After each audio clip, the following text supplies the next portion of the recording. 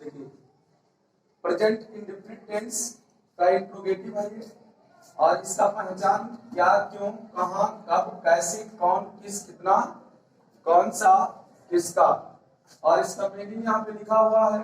जैसे क्या का मीनिंग व्हाट, क्यों का व्हाई, और कहां का व्हेयर, कब का व्हेन, और कैसे का हाउ, कौन का हु के, और किस का व्हिच, और कितना का दो मीनिंग होता है, हाउ मेनी और हाउ मच। यानी मच कब लगेगा, जब इसके बगल वाले को हम काउंट ना कर पाए, और जब काउंट कर लेंगे तो क्या लगेगा, मेनी। कौन सा की अंग्रेजी व्हिच, और किसका की अंग्रेजी व्हिच। इसका 3 फॉर्मेट तैयार करना है। एक होगा जब क्या पहले हो,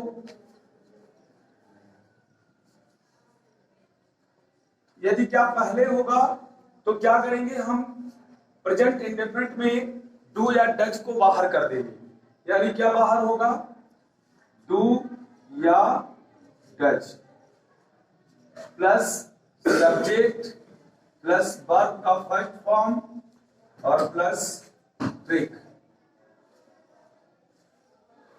क्वेश्चन मार्क। ये एक फॉर्मेट हो गया। दूसरा फॉर्मेट है जब प्रश्नवाचक शब्द बीच में,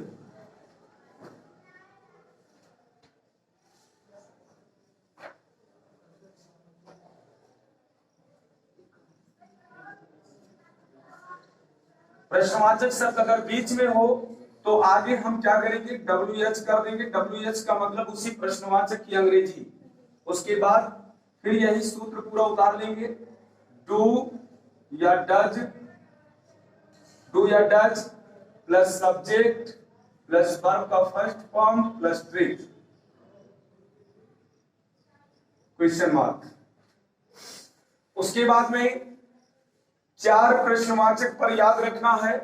ये पहले भी बताया गया है, किस, कौन सा, कितना, किसका। किस, कौन सा, कितना, किसका, बगल वाला किसका।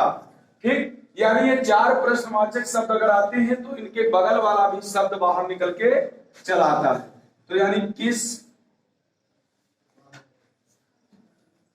कौन सा, कितना, किसका, ये 4 प्रश्नवाचक याद रखना है। इसका फॉर्मेट कब होगा, WH प्लस बगल वाला शब्द प्लस डू या डज, और आगे पूरा सूत्र यही बढ़ा लीजिएगा, डू डज तक लिख दिया गया है। डू डज के बाद क्या है, प्लस सब्जेक्ट कर लीजिए, उसके बाद प्लस वर्ब का फर्स्ट फॉर्म प्लस ट्रिक। ये 3 फॉर्मेट तैयार रखना है। तीनों फॉर्मेट पे आपको इंट्रोगेटिव बनाना है। अब देखिए मेरे शब्दों में समझिए, यदि क्या पहले होगा, क्या पहले होगा तो उसकी मीनिंग नहीं लिखी जाएगी, केवल तुमको क्या कर देना है, डू या डज आगे कर देना है। केवल डू डज आगे करना है अगर क्या पहले होगा। समझ में आ गया। और अगर वही क्या या कोई भी प्रश्नवाचक शब्द वाक्य के बीच में हो तो उसकी अंग्रेजी सबसे पहले हो जाएगी, उसके बाद डू डज हो जाएगा, उसके बाद सब्जेक्ट होगा, फिर वर्ब का फर्स्ट फॉर्म होगा, उसके बाद पूरा ट्रिक से बना देना। और ये 4 प्रश्नवाचक याद रखिए कि किस, कौन सा, कितना, किसका, इसके बगल वाला किसका। यानी अगर ये 4 प्रश्नवाचक शब्द कहीं मिलते हैं तो इसके बगल वाला शब्द, वो तो बाहर अपना खुद आएगा ही, लेकिन उसके बगल वाला शब्द भी बाहर निकल कर चला आएगा। ठीक, इसका एग्जाम्पल देखिए। एग्जाम्पल,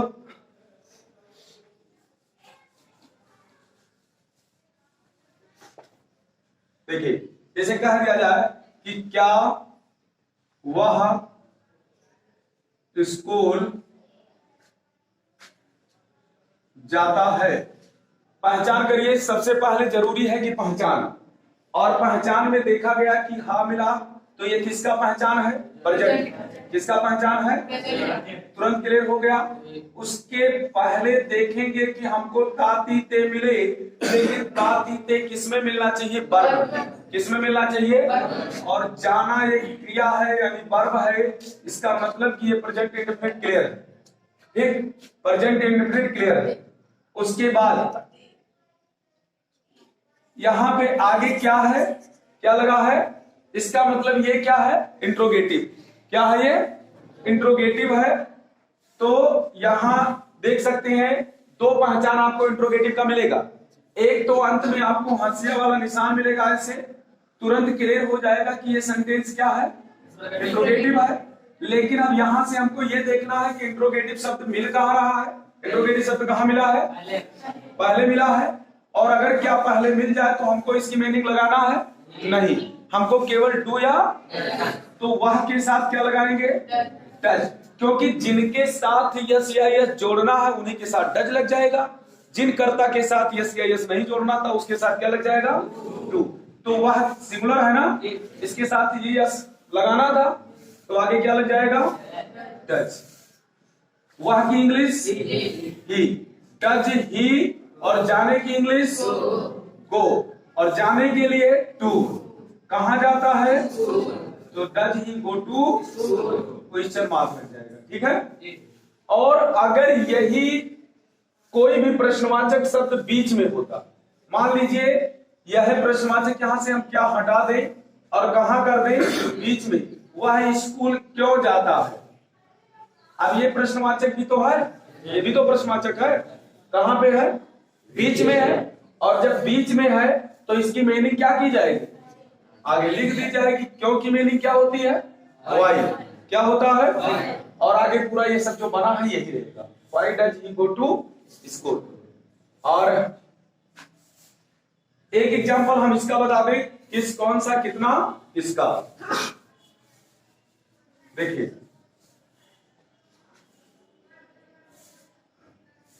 तुम किस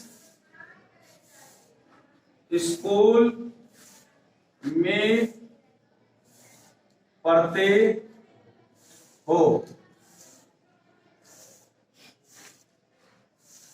सबसे पहले इसको पहचानेंगे। पहला नंबर तो ये इंट्रोगेटिव है, उसके बाद ये प्रेजेंट है। प्रेजेंट का क्या है? इंडेफिनिट है। क्यों इंडेफिनिट है? क्योंकि किसी क्रिया में तातीते लगा है ना। पढ़ना एक क्रिया है और उसी में क्या लगा है? तातीते। क्रिया में अगर तातीते है तो इंडेफिनिट है। इंट्रोगेटिव भी है। हम इंट्रोगेटिव शब्द को ढूंढ लेते हैं कि है कहां पे वो। यहां पे मिला हमको, कहां? किस। क्या मिला? और हमको एक सेंटेंस याद है, एक जुगाड़ याद है। क्या याद है? किस कौन सा कितना किसका, बगल वाला किसका, ये याद है ना। तो किस उसी में से है। इसका मतलब क्या है कि इसके बगल वाला जो शब्द है वो भी बाहर निकल के चला आएगा। किस की अंग्रेजी क्या होती है? विच होता है। इसको आगे लिख लीजिए। उसके बाद इसके बगल वाला शब्द क्या है? उसको भी बाहर निकाल लाइए। Which school. और अगर इस विच वाले में कोई प्रीपोजिशन हो, जैसे में हो, ऑन हो, फॉर हो, यानी इसकी मीनिंग लगाना हो, तो में की क्या होती है? इन। इसको कहां लगा देंगे? आगे। इन विच स्कूल। अब क्या लगाएंगे? डू या डज। तुम के साथ क्या लगेगा? डू। क्या लगेगा? अब उसके बाद यू, क्योंकि यू के साथ यस या यस तो जोड़ना नहीं था, इसीलिए क्या लग जाएगा? डू। और अब क्या लिखेंगे? वर्ब। वर्ब क्या है इसमें? पढ़ना। पढ़ने का आप स्टडी भी लिख सकते हैं और रीड। ठीक है, रीड। और कुछ नहीं बचा है, ये लगा दीजिए। समझ गए होंगे?